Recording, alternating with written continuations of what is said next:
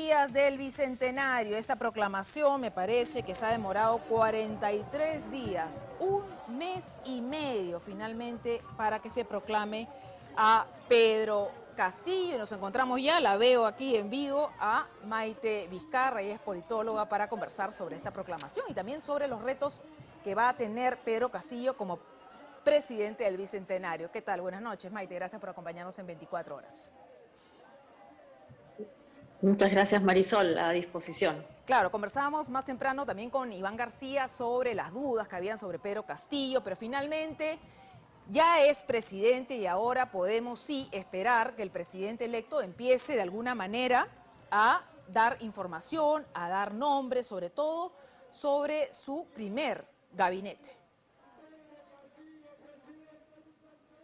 En efecto, además, lo que es importante es destacar que ya estamos empezando una nueva etapa y debemos dar una vuelta a la página sobre estos intentos de cuestionamiento. Hoy día escuchaba a un representante del partido de la señora Fujimori hacer esta distinción entre legalidad y legitimidad. Yo creo que eso ya no viene al caso. Ya se acabaron las elecciones y ahora, como bien dices, hay que empezar a convocar en un mensaje que tiene que ver con un asunto que no tiene ideologías y es básicamente que hay políticas públicas que son eficientes, que son y que cualquier partido o político tiene que impulsar. Por un lado, la vacunación ha retomado un ritmo muy importante, debe continuar. Y número dos, políticas como por ejemplo los vinculados a la salud, a temas tan importantes como los de la digitalización. Yo he mencionado hoy día en un artículo en La República que hay un tema importantísimo. Todos nosotros estamos hoy día vinculados por Internet y la red dorsal de telecomunicaciones, que es una gran infraestructura que debería haber unido a los peruanos, sobre todo del Perú con mismos, está en nada. Por ejemplo, ese tipo de políticas públicas hay que retomar fuertemente con mucha velocidad y no tienen ningún tipo de bandera ideológica, porque finalmente lo que se trata es de servir a las personas y ahí hay que convocar a los más eficientes, a los que sepan más. Precisamente este tema, hay muchas expectativas, Maite, porque venimos de una gran crisis por la pandemia, el tema económico, el tema social, las carencias en salud, en fin, yo creo que Pedro Castillo tiene unos retos enormes, enormes, enormes en los próximos años. Por ejemplo, el tema del equipo técnico de salud. Hay algunas voces, por ejemplo, que dicen que este ritmo de vacunación, que si ya tenemos vacunas aseguradas para todos los peruanos mayores de 12 años hasta fin de año, se debería de quedar con el equipo técnico, por ejemplo, en el sector salud. ¿Qué piensas? Totalmente de acuerdo. Otra vez, esto es un asunto fáctico, es un hecho real. Si se ha ido manteniendo la velocidad, o sea, si se ha recuperado velocidad con este equipo, probablemente deberíamos mantener a los que están en el segundo nivel. Aquí hay que establecer algunas cosas, ¿no? El nivel político del Ejecutivo es claramente el ministro. Pero debajo de él están los activos, son los directores generales de los distintos ministerios. La recomendación sería esa, que se quede con los directores generales, con los expertos que están vinculados a las direcciones generales de cada ministerio. Eventualmente algunos otros pase. Y claro, el rol más político de un ministro eventualmente sí podría tener algún alineamiento con lo que él quiere proponer, pero aquí hay que saber qué quiere proponer Pedro Castillo finalmente como un nuevo gobierno. Él ha hablado el día de todas las sangres en el discurso más o menos rápido que ha ofrecido, y ese es un punto. 9 días, como mencionabas tú, del Bicentenario, sí. Tener a una persona que proviene del interior del país, con todo el simbolismo que implica su propia elección, es muy importante para él mismo, por encarnar ese simbolismo, y también para todos los que votaron por él pensando en el simbolismo. Entonces, ese simbolismo tiene que ver con todas las sangres,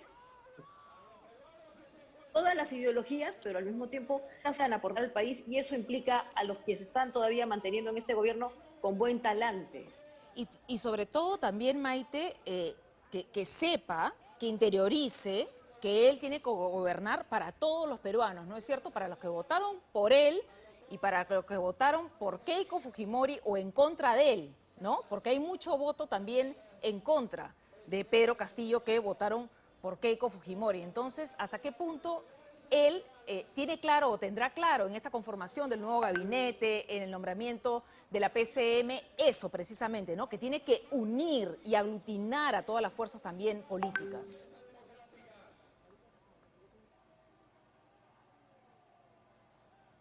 Exacto, o sea, va a ser un poco arriesgado también, o sea, si la pregunta concreta es, ¿debería convocar o no a las otras fuerzas de la derecha o al mismo fujimorismo? Es una apuesta arriesgada, evidentemente, pero podría ser una muy buena señal de consenso que él mismo ha manifestado. Él le ha pedido a la señora Fujimori que ya deje Así de es. lado los resquemores, que quiere hablar con.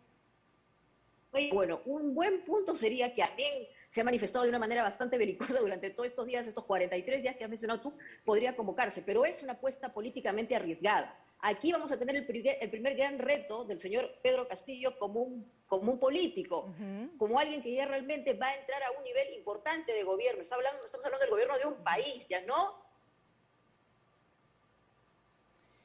Y precisamente, espacio May, sí, tenemos pequeño de una región, ni siquiera alcaldía, no ha tenido experiencia. No.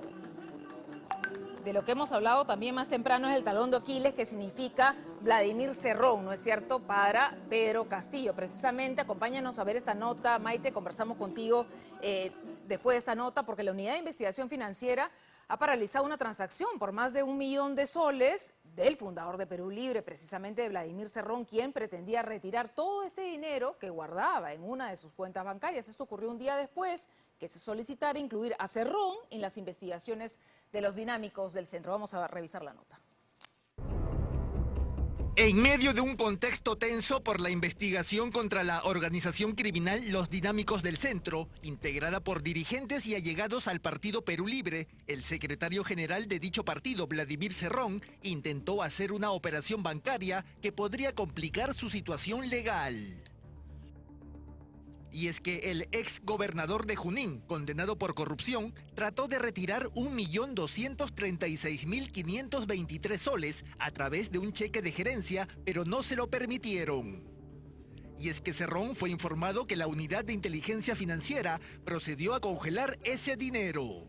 Bueno, cuando la Unidad de Inteligencia Financiera observa que hay un monto de dinero que puede tener una fuente irregular, ilegal o proveniente pues, de fondos que no pueden explicarse en el sistema financiero, la Unidad de Inteligencia Financiera en esos contextos, cuando hay transacciones sospechosas, dispone, producto de esta alerta, la congelación de los fondos. Y eso es una facultad que se concedió hace algunos años a la UIF, que ellos la tienen y es totalmente legal. Esto ocurrió el último 9 de julio en una agencia de Interbank ubicada en la cuadra 20 de la avenida Petitoars en Lince. Tras el intento fallido de Cerrón, la Unidad de Inteligencia Financiera informó sobre lo sucedido a la jueza Yuli Baldión, que el pasado miércoles rechazó el pedido de prisión preventiva contra los 20 presuntos integrantes de los dinámicos del centro.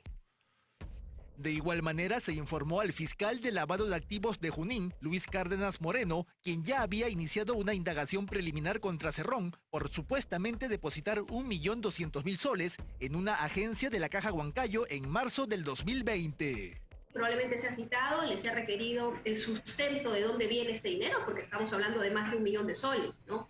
Y sabemos que él es un funcionario público y entiendo que los funcionarios no suelen ganar tanto dinero, ¿no? Entonces él tendrá que explicar, por ejemplo, aquí con cuánto dinero le ingresó a la función pública, cuáles han sido sus ingresos y en función de eso se verá si realmente este origen o este dinero tiene un origen lícito o no. Para el abogado y ex defensor del pueblo, Walter Albán, Cerrón debería aclarar de forma contundente de dónde provienen esos fondos. No es un asunto solo de transparencia, sino que si alguien pretende decir de que esto es un tema político o una persecución política, tendría que estar muy claro entonces de cuáles son los orígenes de esos fondos, de dónde procede este dinero, que es algo que está por explicar, porque no cualquiera puede tener una cantidad así en el banco.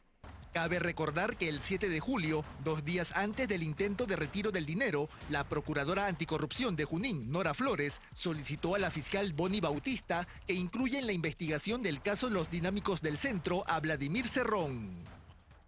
Bien, conversábamos precisamente con Maite Vizcarra sobre la proclamación de Pedro Castillo y el talón de Aquiles de Pedro Castillo, yo creo que va a ser sin duda Vladimir Cerrón. ¿Qué debería hacer Pedro Castillo con Vladimir Cerrón, que además ha tenido una entrevista con él, una reunión con él en los últimos días, Maite?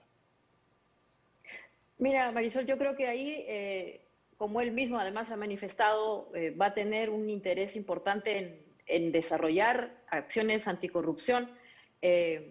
Imagínate, el presidente Sagasti probablemente se va a convertir en el primer presidente que va a tener el Perú libre de Así cualquier es. problema, de cualquier tipo de cuestionamiento, y eso nos dice mucho. Ojalá el señor Pedro Castillo pueda ser otro presidente que no tenga ningún cuestionamiento vinculado a los asuntos de anticorrupción. Y en ese sentido lo que hay que hacer con el señor Cerrón es básicamente hacer que se aplique la ley. Si hay un procedimiento que ha empezado, que siga su curso y nada más. Yo diría que eso es lo que hay que hacer, no hay más que hacer. Acá lo importante es, otra vez, se está abriendo la nueva etapa, y la nueva etapa se está abriendo justamente con el gobierno de transición del señor Sagasti. Va a ser el primer presidente después de muchos, sin cuestionamiento. Ojalá que el señor Castillo tenga la suerte para él y para el Perú también de continuar con esa ola, ojalá, como Así digo, es. positiva. Y que ese cambio también venga con eso, ¿no es cierto? Con la lucha contra la corrupción desde adentro también de Perú Libre. Gracias a Maite Vizcarra por acompañarnos esta noche en 24 horas. Seguramente estaremos conversando, Maite, en los próximos días nuevamente.